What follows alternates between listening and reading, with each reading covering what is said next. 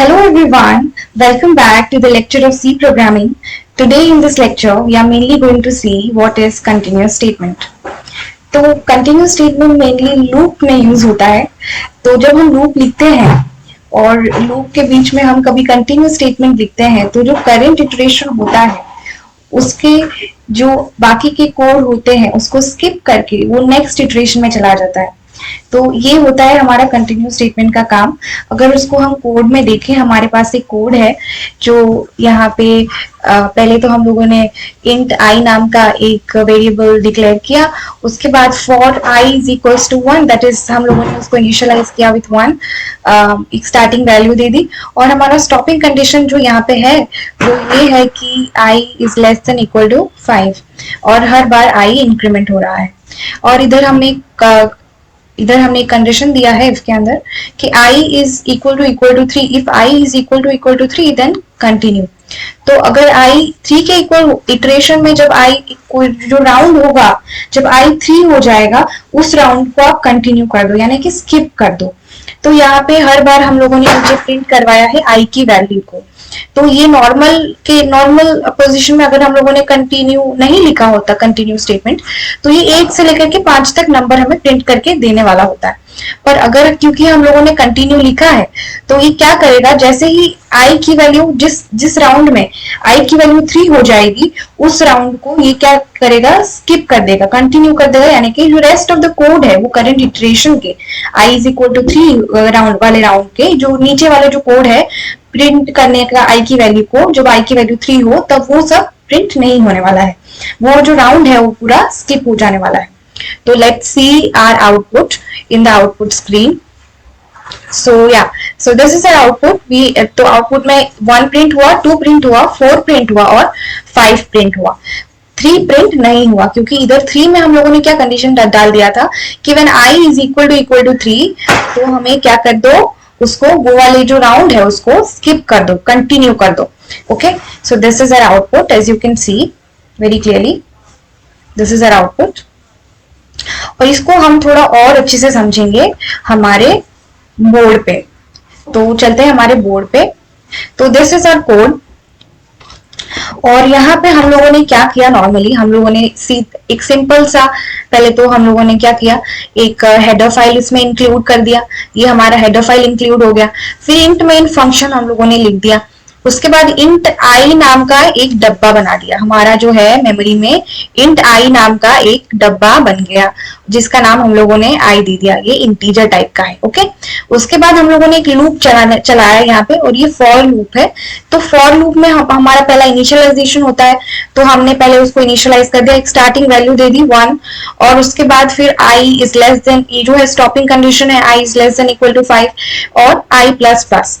ये हमारा जो है फॉर के अंदर हम लोगों ने दे दिया अपना कंडीशन.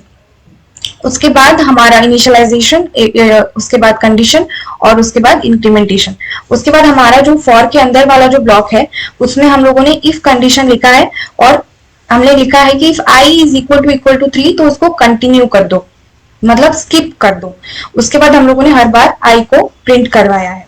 तो इसमें अगर हम आउटपुट स्क्रीन एक बनाएंगे तो अगर हम इसका आउटपुट देखेंगे कि आउटपुट कैसे आ रहा है इसका, तो हमारे आउटपुट को पूरा अच्छे से समझने के लिए कि क्या हो रहा है ये लूप में, पहला तो लूप हम लोगों ने इनिशियलाइज किया, फर्स्ट राउंड लूप का आया. तो इसमें देखा गया कि क्या ये जो 1 है इज लेस देन 5 है. पहले तो लूप को हम लोगों ने 1 से इनिशियलाइज कर दिया. फिर इसमें चेक हुआ कि 1 इज लेस देन 5 है, तो यस 1 इज लेस देन 5. तो फिर लूप के अंदर गया, फिर प्रिंट कर दो. फिर क्योंकि फिर आई जो है इज नॉट इक्वल टू 3, मतलब 1 इज नॉट इक्वल टू 3, तो इसमें क्या कर दो, फिर प्रिंट कर दो आप अपना आई की वैल्यू को. तो आई की वैल्यू क्या है पहले राउंड में 1, तो हम लोगों ने 1 की वैल्यू प्रिंट कर दी. उसके बाद नेक्स्ट राउंड आया. नेक्स्ट राउंड में आई प्लस प्लस हो गया, मतलब i is equal to I plus 1 हो गया. मतलब i की वैल्यू अभी 1 है, 1 में 1 प्लस हो जाना मतलब 2 हो गया. तो 2 अभी चेक हुआ. अभी इनिशियलाइजेशन कंडीशन आप भूल जाइए, अभी बस कंडीशन आप चेक करेंगे कि 2 is less than equal to 5. Yes, 2 is less than 5. Again print the value of 2. तो again we will print the value of 2. उसके बाद i को प्लस प्लस करिए तो 2 अभी 3 हो जाएगा, देन 3 अगेन जाएगा फॉर लूप में, और फॉर लूप में जाके कंडीशन फिर से चेक होगा कि क्या 3 इज लेस देन और इक्वल टू 5, तो yes 3 is less than 5. Now again it will come and it will check if I is equal to 3, क्या I equal to 3 है, I अभी 3 है, yes 3 is equal to 3, तो ये condition match हो गया तो कंटिन्यू हो जाएगा. कंटिन्यू मतलब इसके बाद में जो कोड लिखा है वो पूरा स्किप हो जाएगा, ये कुछ नहीं होगा. उसके बाद हम सीधा नेक्स्ट इटरेशन पे चले जाएंगे, दैट इज इटरेशन हमारा i प्लस प्लस हो जाएगा और ये हमारा डायरेक्टली नेक्स्ट इटरेशन में चले जाएंगे हम. तो i प्लस प्लस हो जाएगा तो मतलब क्या 3 से 4 हो जाएगा, तो 4 इज लेस देन 5, तो यस 4 इज लेस देन 5. तो फिर उसके बाद जाएगा और 4 इधर प्रिंट हो जाएगा, और फिर नेक्स्ट इटरेशन हम जाएंगे और मतलब 4 फिर प्लस हो जाएगा, प्लस प्लस हो जाएगा तो 4 अभी 5 हो जाएगा.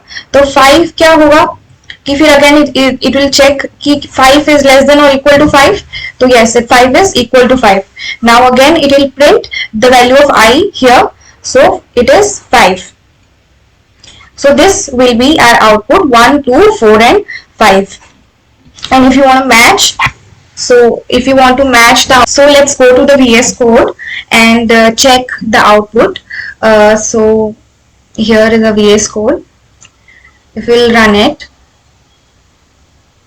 if we'll run the code, then we are getting 1, 2, 4 and 5 as output.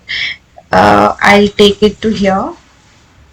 Yeah, now you can see it properly. 1, 2, 4 and 5 is our output, as 1, 2, 4, 5, and here also we have got 1, 2, 4 and 5. Okay, so this is our output for our continuous statement. तो mainly क्या होता है कि जब continuous statement हम लिख देते हैं तो it jumps to the next iteration of the loop.